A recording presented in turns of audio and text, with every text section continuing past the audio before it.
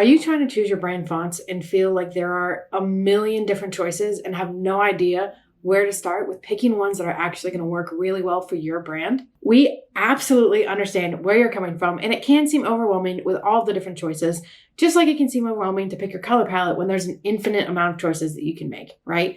So today we're going to go over 5 things that you can think about as you're picking your brand fonts to make sure that they not only look great, but they're also fonts that people are able to read and they match the overall aesthetic of your brand. Hey, I'm Jessie from Inkpot Creative, and we are a brand and web design studio that help photographers stand out with bold online presences that feel like them and attract their dream clients. And as people who are in the world of fonts all the time, we totally get what you are feeling and how difficult it can feel sometimes to pick the right fonts for your brand. But don't worry, these 5 tips will help you narrow down your choices and find the ones that you love. So let's dive right in.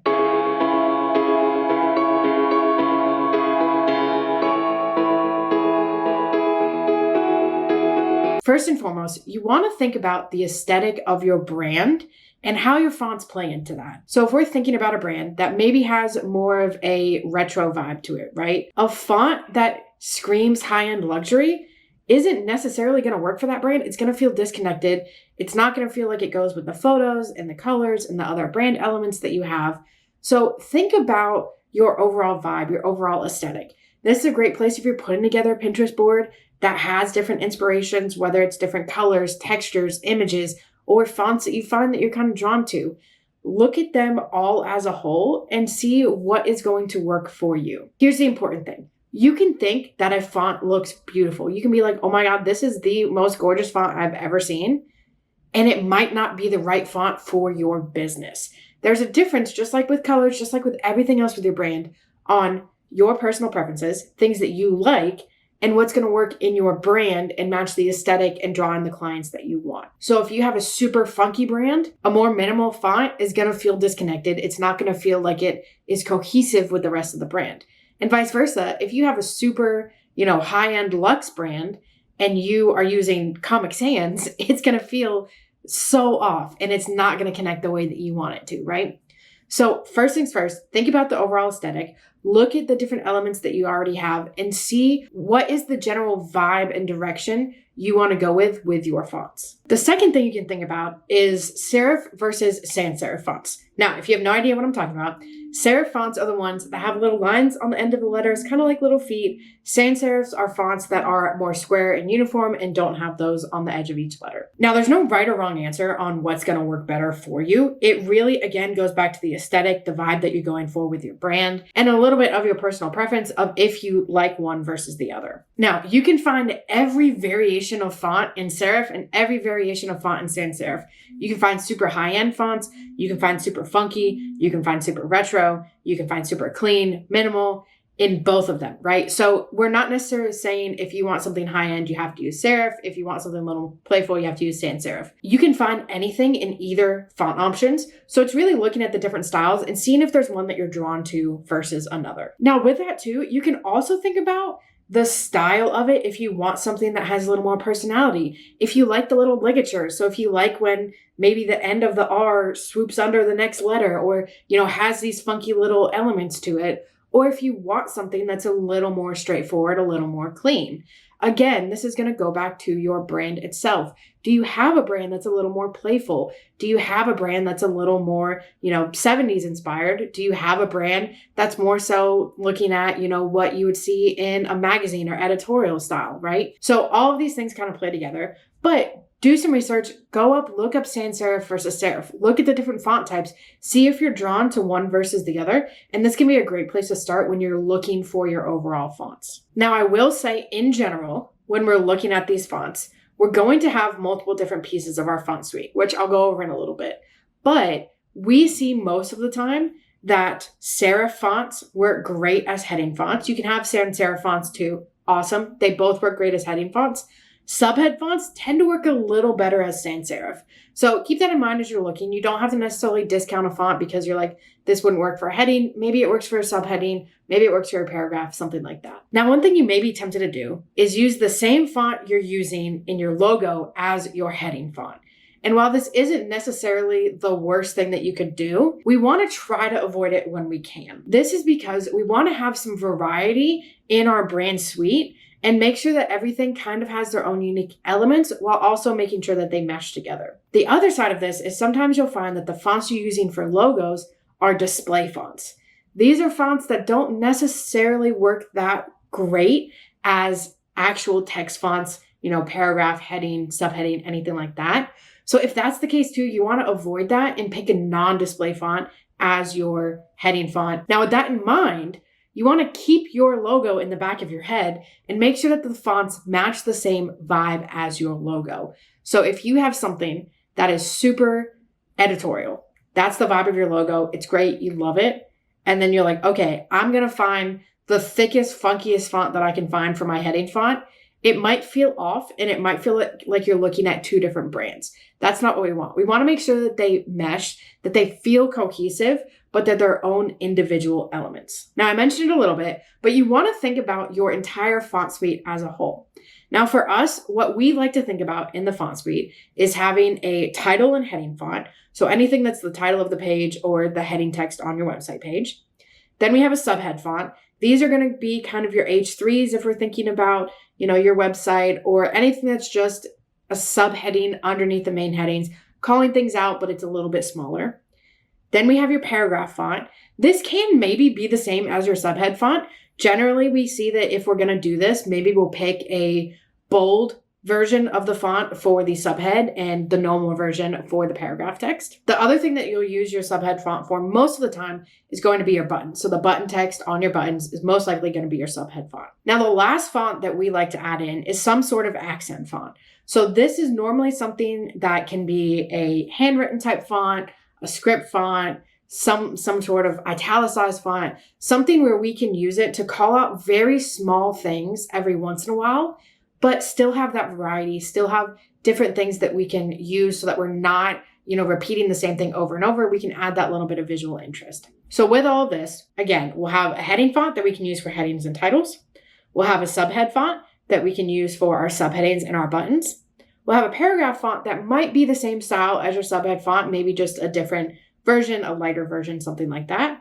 And then we'll have an accent font. So those are the 4 fonts that we kind of look at when we're building out our font suite to make sure that we have variety and we're able to have that hierarchy and call things out, make sure the important things are, bigger in the heading fonts, they're called out, people are able to skim. The less important things, but still maybe more important than the paragraph stuff, are called out, but in a different way. And then we have our paragraph text. Now with this, I want to talk just briefly about buying fonts versus using Google Fonts. So when we're looking at our font suite as a whole, in our normal flow, generally the heading font and the accent font are 2 fonts that we will use paid fonts for. So there's so many different versions of fonts. There's so many different types of paid fonts.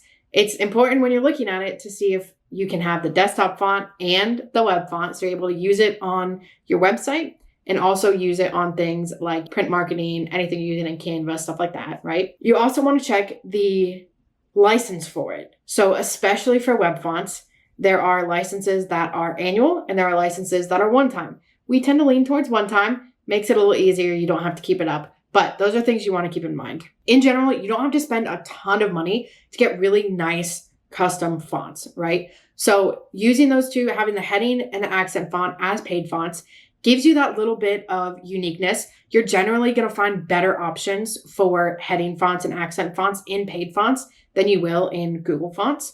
But when it comes to your subhead and your paragraph, these are ones that we definitely lean towards Google Fonts more often. This is because there's enough variety. And when we get down to the point where we're using those fonts, we're not necessarily trying to catch people's attention. We're trying to give them valuable information. So you want to make sure that those fonts aren't too distracting, that it makes it hard to kind of actually read the information and figure out what it is that they need to know. So again, heading font, accent font, maybe lean towards a paid font. Now, when I say there's some fonts that you can buy that are super expensive, I mean there's some that there's thousands of dollars. The ones that we lean into, normally our font suites are less than $100, normally leaning towards maybe $50 or so to buy both versions. There's so many different sites that you can use to buy fonts, as well as going directly to the creators of the fonts. we tend to lean towards going to places like Creative Market. We found such a great variety of fonts on there. And they also sometimes have font packs where you can buy multiple, so that might help you as well. So Creative Market is great. My Fonts is another one that we've used. That's one, however, where the web fonts do tend to be annual. So keep that in mind as you're looking through that. And also do a quick Google search as you're finding these fonts, because you might find that they're on multiple different places. You might find that some places have annual, some places allow you to buy the one-time license. You might also find that you can buy it directly from the actual creator, and they might have discounts or coupons that you can use. So once you find a font, just be sure to do a quick Google search, see if there's anywhere else. But always, if you're buying a paid font, be sure you actually buy the paid font and don't download a free version of it. We want to make sure that we're actually, doing things, having the right license for it, and, giving credit to the creator who did draw out this font. Now, the last thing that we want to think about when we're building out our font suite is legibility. This is so important, and something, especially in the wedding space, that we see people kind of maybe ignore a little bit, especially when it comes to accent fonts. So when we talk about legibility, we want to make sure that people are able to easily read the words that we are putting on the page in all the different fonts. Normally with things like headings, it's not that hard unless we have something that's super funky and it has a lot of different ligatures or a lot of different, waves to it or anything like that. But in general, we find that people are normally able to read all the heading fonts. This really comes into play when we think about accent fonts. Now, I talked about accent fonts maybe being a script font. This is where we see people kind of go down the wrong rabbit hole of finding a script font that is super loopy, super thin. The letters are tight together, whatever it might be. And you're looking at it and you're like, I can read cursive, but I don't know what that says, right? And the flip side of that is sometimes with these fonts, you have to make them so big so that people can read them, that it just takes up so much space on the website and it kind of ruins the flow of what you're trying to design out, or it just doesn't feel like it fits. So when we're thinking about these accent fonts, we want to maybe try to lean towards fonts, especially if they're script fonts, that are a little thicker, that are, maybe don't have the biggest ligatures and swoops so that people can really see and quickly read what the different fonts are. Again, we don't want to make it difficult for people to read what's on our website. We want to make it really easy. And the other side of it is making sure that we're not putting big pieces of text in this font that might not be the easiest to read. We want to make sure that we're using it as an accent, as calling things out, being like, hey, or come check this out, or click here to see it, or, whatever it might be. That's just little pieces of text. Maybe it's, angled or sideways or overlapping something, whatever it might be. We're not using it as our main heading, our main kind of communication point. Now, the other thing we want to think about with legibility is the actual size of the fonts that we're using. So in general, you want to avoid having anything under 16 point on your website. So when we're looking at paragraph text, especially, and even subhead text, sometimes you look at it and people are using 8-10 point font. Super hard to read. And not the best for accessibility, because if anyone is visually impaired, that's just going to make it even more difficult for them to read it, right? So we want to keep things at 16 point at a minimum. That's where we want the baseline to be for our paragraph text, and at least for our subhead. Normally you can maybe go a little bit bigger, maybe 18 for that. But we want to make sure that people are able to actually read what we are putting on the website. We don't want to put all this time and effort into writing the copy and creating this design that, looks beautiful. And then people are like, that's great, but I can't even read what it says. So I'm going to go somewhere else. So we want to make sure that we have that. We have breathing room. We're able to see things. Things aren't, right on top of each other. We're making it really hard to distinguish what's what. This can be something that's super easy to fall into, especially when you're like, I just need it to fit here. It's always better to just make things a little bit longer than to try and squish things, make them smaller to make them fit exactly what you're looking for. Because at the end of the day, it's going to impact the user experience on your website and how people are actually interacting and connecting with your content. So again, these are the 5 things you want to keep in mind. Look at the aesthetic of your brand. Think about serif versus sans serif.